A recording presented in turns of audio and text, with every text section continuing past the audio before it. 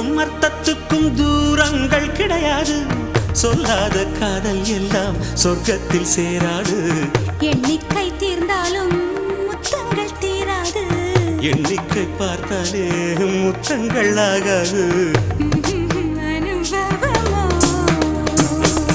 என் வீட்டு தோட்டத்தில் பூவெல்லாம் கேட்டுப்பார். என் வீட்டு ஜன்னல் கம்பி எல்லாமே கேட்டுப்பார்.